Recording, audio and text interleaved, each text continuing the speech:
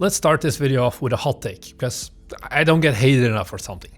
I think people overestimate how difficult it is to have a game released on Steam. I see posts often on like Reddit of like, I can't believe I finally got my game on Steam, feels like a game come true. It's just kind of easy at the end of the day and not that special. At the end of the day, you can make that happen with $100 and a template. At the end of the day, a Unity template, whatever. And it shows that it's maybe too easy. So I want to make this video as a PSA asking you to please, for the love of God, make better games.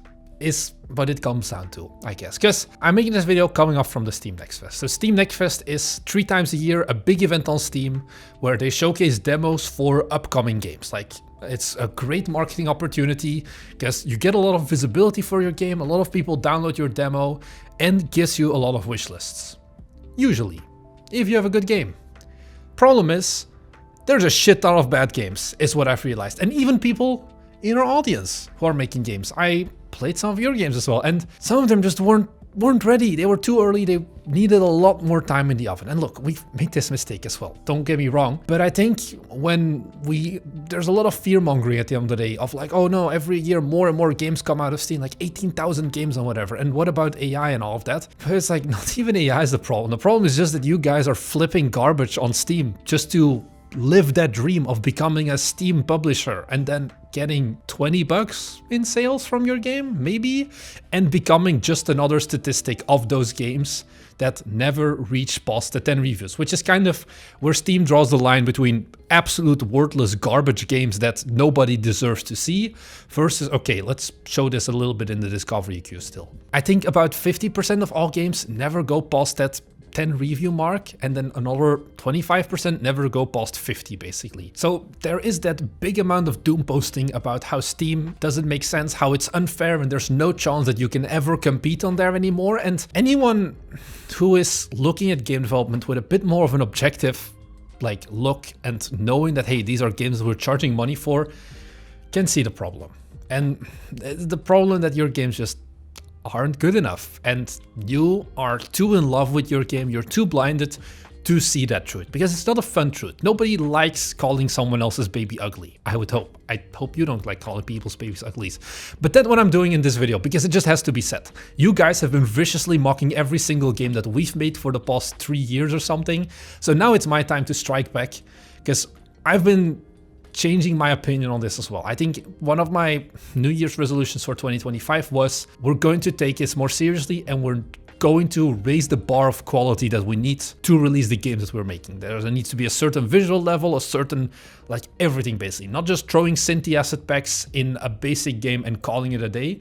No, the games we make, they have to have a high enough standard that I can honestly sleep good at night knowing that these are games that are quality on Steam. Let's talk about what are the big worst offending cases that I see of your games. First one that I see, quality-wise, is just visuals. Visuals, it's so important, guys. It's something that took me a long time to realize as well, and you hear the cope often, because I think it's definitely a cope of like, oh yeah, you don't need good visuals, you just need good gameplay. It doesn't matter. If your game, especially with the Steam Next Fest we see this, if your game doesn't look good, it doesn't matter how amazing and how in-depth the gameplay is, because people will never even dare touch it.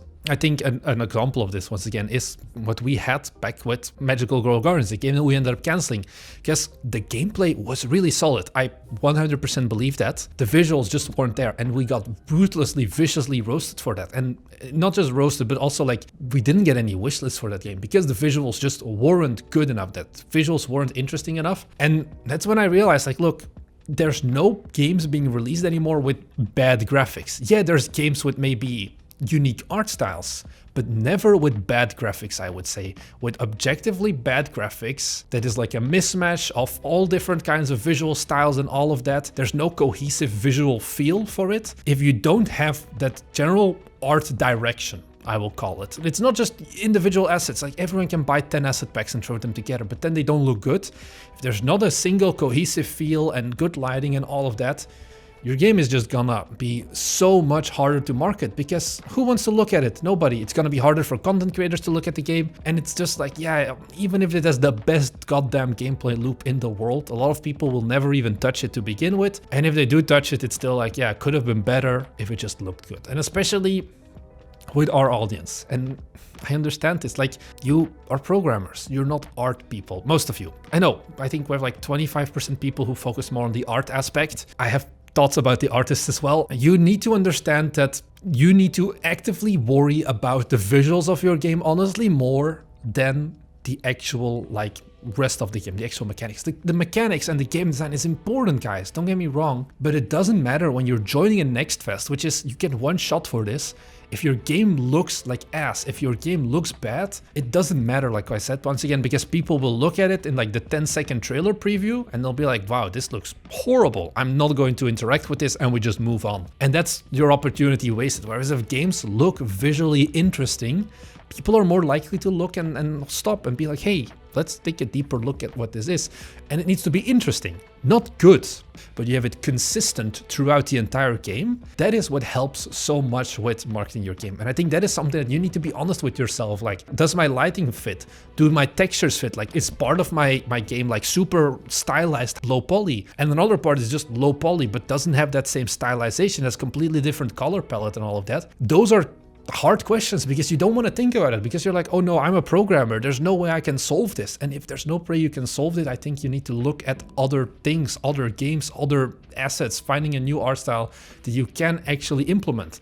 That's, I think, what made both Overtime Anomaly and Unicycle Pizza Time work so well, is because it used, like, especially with Overtime Anomaly, it's basically one big asset pack for our entire office environment, and it all just works together so well. We have that visual style cohesiveness, and it helps a lot in just making sure that the game looks better. So visuals is the first thing. Now, another problem that I do see a lot is too many bugs, basically. And there's a difference still between just having a demo on Steam and especially having a demo in Next Fest. I'll dive into the Next Fest part more. I think we need to realize that at the end of the day, a demo is a demo. It's a shorter piece of the full game. It's not an open beta for your game. I think that is a mindset that kind of seeped in. I don't know when exactly, but back in the day, I don't know, in my opinion, a demo was always polished. And even if you look at other like bigger indie studios with like bigger teams and whatever that do this as more of a legit profession, shall I say, they will never launch a half-baked demo, usually, most of the time.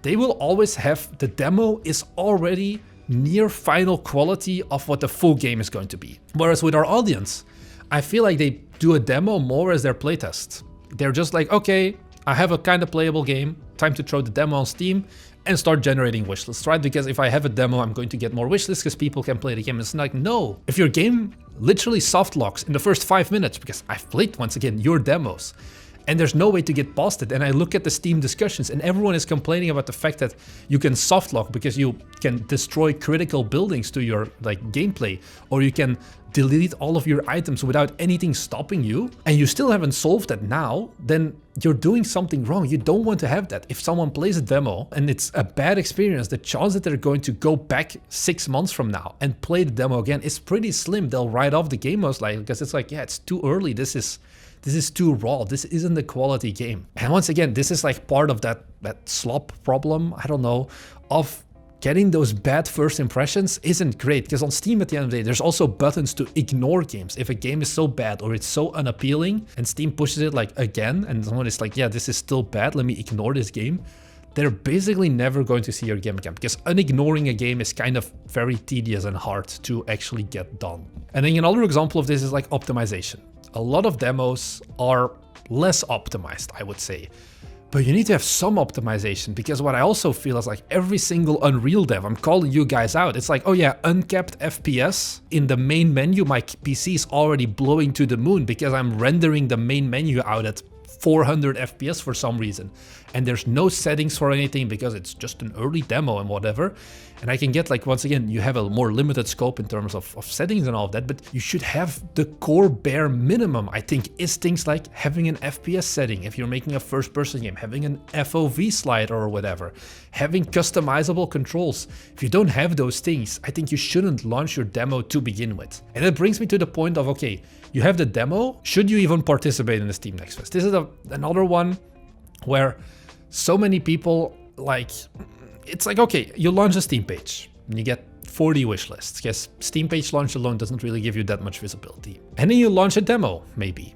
And you don't get the result you want. And now you've spent 6 months of development time, let's say, and you've gotten 100 wishlists to show for it. Your brain is going to go into panic mode because you need 7,000 when you release, right? Ideally. How are you gonna get that? Well, I have this one festival, Steam Next Fest, let me just join it now. And then get that more wishlist now, and then I'll get marketing later or whatever. But if it's too early, your Next Fest should be your final, like, Steam Next Fest before release. If your game is only, like, I've seen this as well, like, games planned to release date Q4 2025, and then they're joining the February Next Fest, that's bad. That's not good. You want to have your Next Fest demo as close to release as possible, because Next Fest is that point where you're probably going to get the most visibility for your demo. So you want to make sure that the game is as finished as possible, as polished as possible, as close to the final end point, and not a buggy, visual, incoherent mess, for example, that when people play it, they're gonna be like, yes, this is it, let's go. Next Fest can be super powerful. You can get like 500 to 1,000 wishlists in a single day as a normal developer without a big marketing budget,